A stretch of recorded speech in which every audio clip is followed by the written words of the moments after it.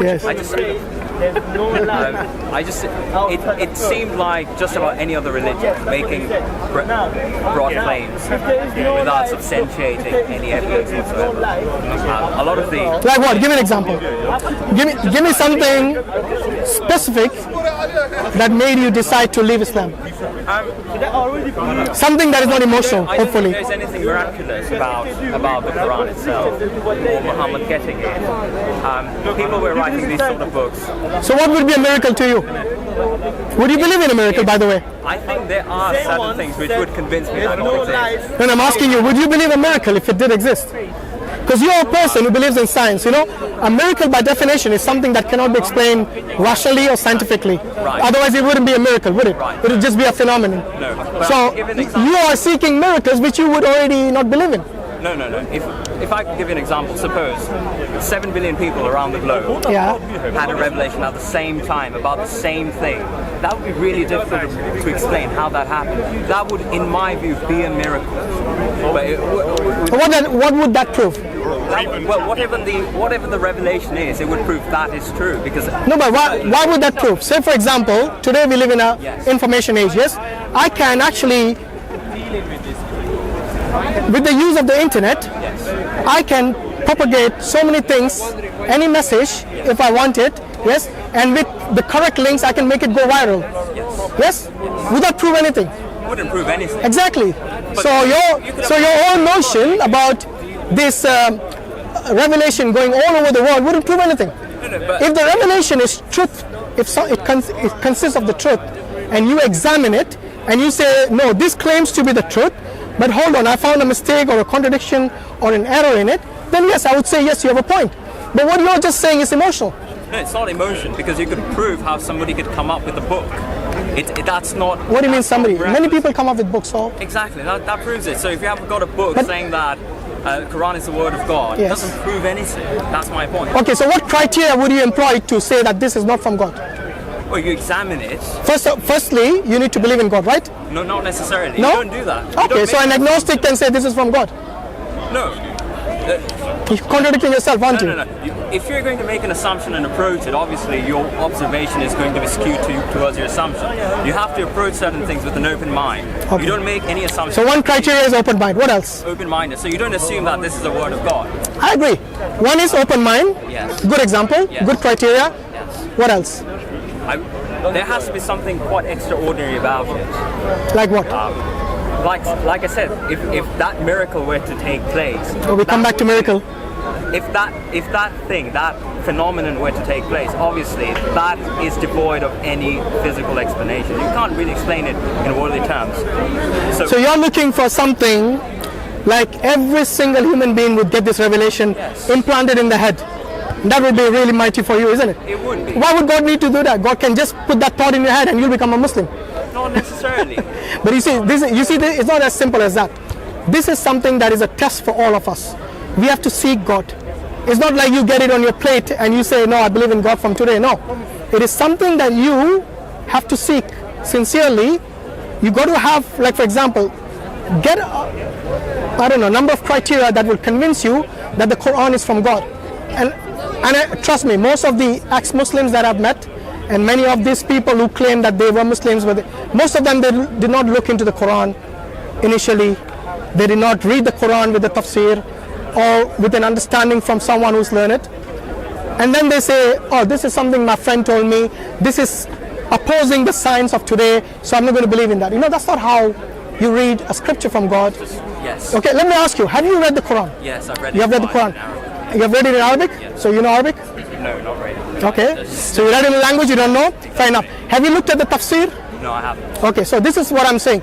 You read the Quran, and I don't disagree with this brother. I believe him, because there are many Asians out there and many non-Asians out there whose language is not Arabic, and they will read the Quran just in Arabic because their parents send them to a madrasa or a school or a teacher, and then they would just read that throughout their life without understanding. That is the biggest mistake, because one of the things for you when it comes to learning the Quran is to learn it with understanding. Yes. And that will actually create the spirituality and understanding of God within you. Otherwise, it'll just be like words, you know what I mean? But surely, I mean, obviously this... But having said that, sorry, just make one having said that, many people just say that reading the Arabic itself gives you reward. So for saying Alif Lam Mim, you get 30 rewards. Each letter gives you 10 rewards. This is a hadith of the Prophet ﷺ. So yes, reading it just in Arabic will give you the reward. But in order to make you spiritually stronger and your deen and your taqwa in Allah, yes, this is something that we have to read the Quran with understanding. Why is the word of God limited to one language? Who said it's limited to one language? Just said it. Have you not seen how many? If you read in Arabic, it's better for you as a Muslim. No, hold on. Every prophet, they were given a book in a particular language. Yeah. So when Jesus was given the revelation, what language was it in? Syriac, Aramaic. Aramaic? Do you know Aramaic? No. No, you don't make an effort to learn your prophet's, your God's language? No, hold on. The point I'm making is this, that it has to come in a particular language. And you know generally which language that is? The language of the prophet to whom the revelation came to. Who was Prophet Muhammad sallallahu alaihi wasallam? He was an Arab. Yes? No, wait, let me make a point first. He was an Arab. So logically it follows that God would give him the revelation in Arabic, in the language which he understands. Wait. But don't say it's limited to one language, because this Quran has now been interpreted in thousands of languages, just like your Bible has been interpreted in thousands of languages. Wait. If you want to go back to the original Quran still stays in Arabic. Where's the original Bible you have? In what language? Aramaic. You have a whole Arabic Bible. I don't have it. There you go. So what language is it in? It makes no difference to me. It does, because you lost the original. No, it doesn't matter. It doesn't matter. It does. It doesn't matter for us Christians. Okay, so let me ask you this. Yeah, I think we should move on. Yeah, you're right. So basically, the crux of the matter is this: the language of the prophet is the one in which the revelation normally comes down. Okay, but like I said, the people of Persia next door were not Arabs. They had their own language. Okay, Farsi or whatever it was. They interpreted from Arabic, and then you got the neighboring countries who were not Arabic. Further away, they were different language. They all got interpreted, and they became Muslims. It's not like they cannot become Muslim just because they're in Arabic. In fact, the Arabs are a minority. They only constitute less than 20% of the Muslim population. Most of the Muslims are non-Arabs, and we got something called the ability to memorize the Quran, even though your own language is not Arabic. Yes, which is something unfound in any other religion. This memorization is one of the key ways of propagating the faith. Propagating the Quran far away. So if you call someone who's memorized the Quran, say from Syria or from America or from India, yes, and you put them all together in one place, they don't know each other, and you ask them to recite the Quran, all of them will recite exactly the same. Why is that? Isn't that a miracle? I just want to ask you one final question, because I would like to go around and speak to other people. Yeah. Why is it so important to believe in God? Why is it to you so important to believe in God? Because we believe that for us, this is not the end, this world. We believe that there is a life after death. Yes? I don't know what you believe. Do you believe in life after death? Or do you think you just perish after you die? That's it. That's what I believe. That's the end of it. Okay. If that is the case, then let me ask you this. Imagine if your version that you understand is wrong. Yes? Are you willing to take the risk of an eternal life of damnation, because you have not only you have deliberately rejected the message which came to you? Right. Okay. I think. Can I just? Sorry. Yeah. I think a lot of this convincing about being self-convinced about certain things are very much subjective. And if somebody's going to ask me, why don't you believe it? I'll have to say, well, because of my life experience, because I use my reason, I was not convinced. Now you could ask somebody who's gullible; he would believe pretty much everything. No, that doesn't answer the question I'm asking. What if this life after death is something that is a reality? Yes. You see, as a Muslim, I've tried my best to prepare for this life after death. Yes, you on the other hand do not believe in this. Yes, but you see, you are convinced that there is no life after death, right? Using my own reasoning, yes, my own life experience, of course. I think there is. You are convinced, aren't you? Pretty much convinced, you could say that. There is no certainty because you don't know. Exactly. So that means you cannot be convinced. What your belief is just a matter of height. Is a risk, yeah. That's my opinion. So you're not convinced. There's no certainty. 1 minute is going. After that, you can come in. Yeah. I would say chances are there isn't. No, but the thing is, who's gambling more here? Look, Imagine I believe what you Who's believe. risking more? Yeah. Possibly you. That's the point I'm trying to make. My friend, imagine that your version is the correct one. Right. That we perish after death and there's nothing. Yeah. Have I risked anything? You haven't risked anything. Exactly. But if I'm going to be asked, if I'm going to be put on the box and asked, why don't you believe it? I will be honest about it. I will say I was given these evidences. I just didn't find it convincing. Just like, you know, if a Christian or a Buddhist or a Jew would come to a Muslim and say these are the evidences, surely a Muslim would say I don't find your version of the truth convincing. I was just saying that. Yeah, exactly. Anyone who uses their intellect properly will arrive at the correct answer. Did you use your intellect properly? I think this is generalizing that there is one truth, and if everybody's exposed to that, they will all be. It is something that, you know, you're not 40 years old, yeah? Whatever your age is, there are more to grow. I have more to grow in knowledge, you have more to grow in knowledge, right? You constantly grow. Your memory cells can expand. But I'm not asking for you to get all this infinite information and whatever information is available, did you assess them properly? Did you use the right tools? Let's say we want to see ourselves in the mirror, right? No, not in the mirror. But we want to see ourselves, how we look like. We ask everyone else. That's one way of asking. Okay, so people give us, oh, you look like this. This is your description. The better way is actually taking that looking at the reflection in the mirror. What if the mirror is broken and shattered? You won't see any evidence. You beat your hands looks down. like a Oh, that's what you would say. Obviously. here and there. What if there's dust with it? What if you want to see your back? You need another mirror. What we're talking about is using the appropriate tools and the right methodology. Use it. I would like to think. Okay, so let's have a brief discussion. So this universe that you believe that exists, you're certain? There's no reason to doubt that. Yeah. So you have beyond reasonable doubt that you exist and the universe exists. Has it always existed? No, I'm indifferent to it. No. That's what I'm saying. Using the tools to arrive at the conclusion and the right answers. So because something exists now, either it didn't exist all the time, or it did. There's only two binary options. They're not third. Either our universe always existed, or it didn't. You can't have a third option here.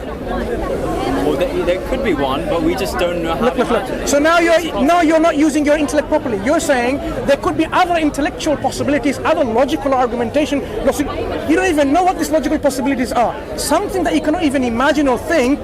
Don't even attempt to describe it because it doesn't even exist. Look, our logic is limited to our language and the vocabularies that we use, right? Isn't it? We construct logical axioms or rules using a human language or mathematical language, whatever you want to call it. If you have an option, say, oh, possibly there's a third option, can you describe it in mathematics and logic? You can't, because it doesn't even exist. So this is not really using your intellect properly. Your intellect properly means the faculty that you have, it only gives us two options. The universe either existed always, or it didn't. Then we can move on, analyzing each option in turn. Because if it didn't always exist, then what it means is at some point this universe was non-existent. Let's take that option first. If it didn't exist, can it bring itself into existence? I don't know much about the nature of the universe. I can't tell you. You can't, because it didn't even exist. I assume you use your intellect. You said, yes, I have. So if something didn't even exist, it has no existence. Do you know what it means? It has nothing, zilch of any existence. No quanta, no hadron, lepton, no quarks, no fluctuations, nothing, no energy, no matter. Absolutely nothing. That's what I mean by non-existence. In the absence of all of that, it cannot then pop into existence by itself because it was nothing. There's nothing to come from. Now I would like you to use your intellect and tell me why you find it very amusing. I just want to say that we shouldn't be closing our options at this moment, surely, due to the extent of our knowledge, worldly knowledge, scientific knowledge, religious knowledge, spiritual knowledge. There are only a few options as of now, but maybe in the future there may be more due to discoveries. Problem with your approach. Maybe I'm not speaking to you right now. Maybe you don't exist. Yeah. Why do you think I exist? I can see you. No, there are other options. That's an illusion. It's a grand illusion that you are speaking in Speaker's Corner. Millions and zillions of possibilities exist. Why do you only think I exist here and I don't? I am not in existence, maybe. So can you be certain that actually? So no, the proof doesn't come in because we're talking about logical possibilities. You're saying our current understanding is this is what we know, but maybe there are others we will know future. In the future, maybe you know that there are other options that I didn't even exist. You are a brain in a jar having that discussion here. But you are actually in what? St. Charles Hospital in a brain in a jar. The reason I'm emphasizing on this option, one option, two option, or many options, is because if you look in the past, people thought it has to be this or that. But then over time they realized, okay, give an example. Both of them are probably give an wrong. example. Give an example. Probably quantum mechanics, you know, the electron could be in two places at once. I mean, that is quite amazing. Probably 50 or 100 years ago, people never conceived of two It's a baby science still, right? It is baby science, yes. It's a baby science, and the way things are described is actually sometimes quite silly. Like, oh, things pop into existence. If you have no existence to begin with, you can't pop into existence. So that language they're describing is something very childish, isn't it? A scientist cannot use a language saying, oh, it was non-existent, but it pops into existence. Silly. I can say that, you know why? Because I am not afraid to talk to a scientist when they're speaking nonsense. If you have no existence of any kind, you can't pop into existence. I mean, surely particles pop into existence. It could be from where? From what? From nothing? It could be in the nature of the particle themselves to exist and non-exist. Wait. Let's understand one thing. If something is non-existent, can it even pop into existence? Because it's nothing to begin with. It's nothing. Unless you believe, like very deceitful approach by Professor Lawrence Krauss, the universe came from nothing. Have you read his books? No, I haven't read his books. Right, but that's the prophet of the scientific era today. He wants to deceive people by saying the universe came from nothing. When you go to his lectures, read his books, he says, actually, it's not nothing, it's something. So he doesn't say the universe came from nothing, it actually comes from something. So that's the deception, that's the trick. So if something is non-existent, it can't pop into existence because it's non-existent. Do you follow? I follow that. Right. So our universe, when I said it has either existed eternally in some form or another, or at one point it didn't exist. You think, maybe like quantum mechanics where electrons or particles or things exist in two different places. And look, here you don't have any choice. We took just the example of question of existence of God. It's a binary question. God exists, God doesn't exist. There's no in between maybe. I don't know. Who cares? That's not even an option. Answers are God exists or God doesn't exist. These are the only two binary options. So you have to be really intellectually robust in your dealing. From what I see, you need to be, look, maybe you haven't been, but you need to be. So now let's go to these options. If the universe at one point wasn't in existence at all, it will never become existent. It will be totally nothing. Our universe will never be. The fact that it is here, it means that option that is non-existent at one point is not valid. From nothing, you get nothing. If you was nothing, you will always be nothing. Nothing is not unstable, like Professor Lawrence Krauss says, because his nothing is something. So don't be deceived by, again, this kind of, philosophical trick by a scientist. He doesn't even understand what he's talking about, is he? With all respect to an eminent scientist of today, right? But I think it's just gibberish he's talking about.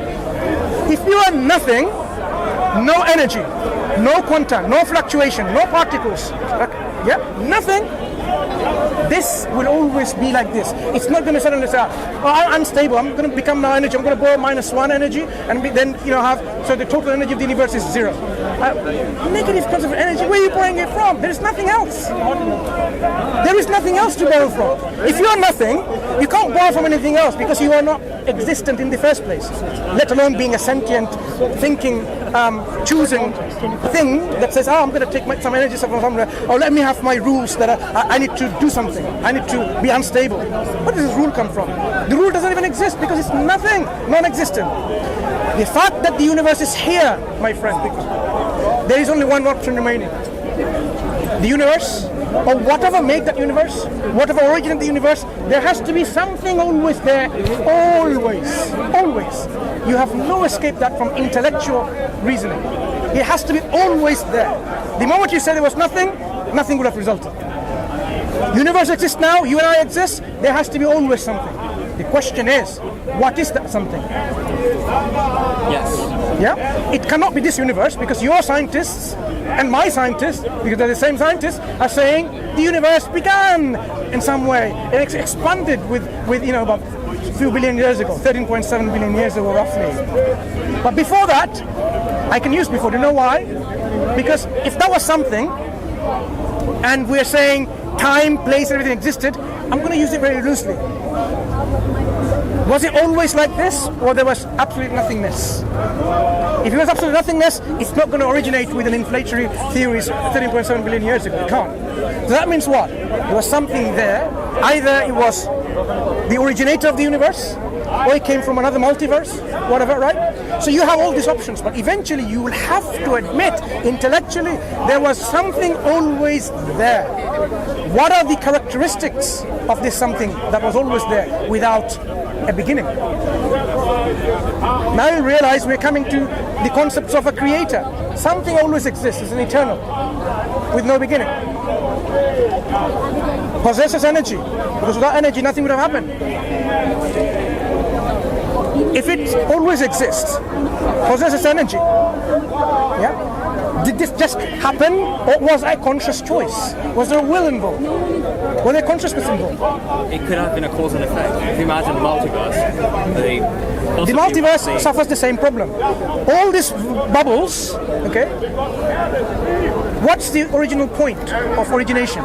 What is the cause of their existence? You treat the multiverse as the thing which has always existed. Okay, good. Much like God. Good. So this multiverse always existed, much like God. So it possessed certain characteristics. Yes. Did it consciously originate or unconsciously? The nature of the multiverse. Is there any evidence for multiverse? There's no evidence. There's no evidence. Exactly. But it's an idea, and it seems to explain things. Do you know why it's an idea? Much like God, it's an idea. It's an idea to compete against the God idea, right? Yes. Because the other options are, look, we've already now restricted ourselves to a few options. The universe always existed, or the creator of the universe always existed. If you say there's a creator, you have a big problem. Science cannot believe in a creator because they're very dogmatic. A scientist, by their dogmatism, cannot believe in a creator. Otherwise, you won't get your journals, articles peer-reviewed and say, what? You're a creationist. That's the dogma that we see, right? You have to hide your beliefs in some way, or not involve any of your belief system and just only talk about, the earthworms, how they, make the land fertile, whatever. Whereas there's no connection. The moment you start talking about there seems to be a hand of God, there seems to be a working of God involved, retract. This is what happened recently. Retract. They had to retract it and apologize. Oh, +1. It wasn't +1. +1. Apologize. The editor saying, that's it, we retracted it. This is what we talk about, dogmatism, scientific dogmatism. But I am not a dogmatist, scientist. I'm not a scientist, maybe a student of science. But when we realize about this universe, the multiverses, collectively as a whole, still they only matter. Matter, where did the rules come within the matter to do things the way they do? It didn't just happen. Do things happen? When you have a need to have a coffee or a meal, you just don't sit there and then your meal just happens in your kitchen by itself, by matter. Interactions of all the chemicals of water, milk, sugar, tea, plastic cup or a porcelain cup, and the cooker and the lighter, or the rice, whatever you eat, the vegetables and the knife to cut them into pieces. You just sit there and it doesn't happen because matter is not conscious and sentient. So it doesn't organize for you things which you think will be nicely organized in a nice meal, cup of coffee or tea. It doesn't happen. But you give that to the universe, to the multiverse, that this is what it's done. Wonderful people not even questioning it. We are here, arguing, questioning, discussing that this universe has a creator or not. And you think this all just happened, by itself. I mean, there is the obvious temptation to say that there was an intelligent creator who has created us, but it's not a temptation. It's the logical conclusion. It's not The only alternative you have. because I mean, if you think about it, I mean, back in the times, probably 300, 400 years ago, people really didn't know how a lot of these natural things happen. So they said God must have created it, or God must be doing this. But as science progressed, they had substituted God for a natural explanation. So that's what I'm saying, is that science has been covering grounds. There has been pushing God to that one square, which is that's not true. where did we all... That is not true. That is a dogmatism again. Poor chap who passed away, one of the world's famous scientists. You know what I'm talking about? Stephen Hawking. A brilliant mind. God endowed him with so much intelligence. What was he trying to do in all his works? Constantly modifying his equations. You know why? Like everyone else. But some people, they stop. Roger Penrose and various others, they stop. They realize it looks like there's a creator at the end of my equation. But others, they kept on fighting with the equation, which gives them, at the end, there has to be an intelligent creator. But they don't accept it, because why? Their whole life they spent to disbelieve in a creator. So anything that gives them scientifically, I mean, look at, the molecular biology. You know, what happens in your body, and you think, you know what, this thing called chance, and a rule that happened within this nature which has no brains, no synapses, this nature, not a sentient conscious being, and yet somehow is making a one-way progress called evolutionary, something that goes from simple to complex and more intelligent, more precise and more... This is nothing, it's not something that's designing it, and yet we're giving all of that. Imagine what we're saying, you know what? These very few moments when the amino acids come together, they somehow found themselves attracted to connect to each other in a certain form, and not only that, in a three-dimensional form to make proteins. Peptides before, and then polypeptides, and then proteins, and then to make the proteins you need the machinery in your cells. You need the mRNA, right? Ribosomes. But to make ribosomes, you need the DNA. To make DNA, you need ribosomes. Chicken or the egg, which one? We give so much, these fantastic theories, without actually saying, look, this kind of irreducible complexity, as some of the Christian creationists have put through, right? Irreducible, that's a term now is well known in creationist and scientific debates. Irreducible complexity, which so much, it's something that is so complex, and you can't just have it. It's like either or. The flagella of a bacteria, whatever. This machinery is so precise. We are saying it is possible by chance. It is possible that you become a potato, 200 years later, by chance, by reorganization of your molecules. That's fairy tale, if you ask me. That's fairy tale. So the first life, the way it formed, the way it is described in abiogenesis and the theories, that's why no wonder Richard Dawkins, does he believe life is terrestrial or extraterrestrial? One of his opinion? Extraterrestrial. Extra. Coming from outside. There are people who have some of the opinions like this. Why? You can't actually explain the life that we have in this earth with this kind of mechanism. So when we talk about the whole universe, whether including the multiverse or not, why just focus on evolution, a particular model? There's so many other models of how life can progress, right? This doesn't solve the question about how order and complexity came into our universe. Because if you believe order and complexity come by chance, organization by chance, why even bother working, not 9 to 5, but 9 to 9, 24 hours a day in our lab, trying to make, more science, trying to work out the next generation of, computers and chips. Why? Because things don't just happen by chance. If it did, like nature, why is it only one time? Oh, it's a miracle. Oh, you believe in miracles then? Life originated by a miracle in a primordial soup? Scientists believe in a miracle? But scientists are not supposed to believe in a miracle. So that miraculous explanation doesn't work. If life can happen with a condition which was not set by any lab, by certain conditions, you can mimic these conditions in infinite forms today in our labs. temperature variations, light, different kind of, you know, whether you put photons or radons or any other, X-rays, whatever you want to call it, whatever you want to beam at, right? So you can control matter, you can control plastic, silicon.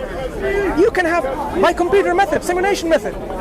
Do all of these things, and which you're bound to get something that just spark of life again, and again, and again, and then again, and they repeat it in the labs. There you go, we've discovered it. But why is it that we're still unable to? We can't even make proteins. All we can do is clone Dolly the sheep or whatever, right? Existing material, the program is there, just copy it, and it follows the program, copy, and it just clones it. Or stem cells. You have the cells, it's programmed already. From stem cell, pluripotent stem cells, you get what? You want to get a myeloid line or a leukoid line, then eventually you get, white cells or platelets or neutrophils, whatever. But it's already programmed. Do you see the problem? Have you gone to the level of questioning like this? If you haven't, this is the time to go ahead. I'm not giving you any evidence, I'm only asking you to reflect. Take this as a harsh push by someone in Speaker's Corner to question dogmatism. Because you've questioned dogmatism from religion. You've already done that. Question the dogmatism from science. Because science have already, we know from history, have deceived us by the eminent scientists of their day. They said, you know what, look at the horse evolution. Equihippus, Eohippus. We know it's a forgery. It never exists on a fossil record like that. But it was in our biology textbooks, even in my country, in the Pak subcontinent, in my country, in a university level textbook. They even showed the diagram. Blatantly false. But this was the science. Giraffe's neck, Lamarckism, we know that's not true, but they believed in this. Not only this, when they invented the first microscope by Van Leeuwenhoek, 1673, they said we see the human being like this in a sperm, and it just gets bigger and bigger. Utter lies. The way they made all this, how human beings develop, it goes through these stages, they falsified it. You need to read some of the books where scientists of their day, how they falsified information for a theological belief system. Because remember, they're competing against what? Other theories. Maybe a theory of religion, God. So if you want to compete against that, you have to have something. When you have no evidence for it, you make one up yourself. There are loads of them in scientific history where they made up. Okay? Now we're saying, we are sorry that we did this, but we have learned better.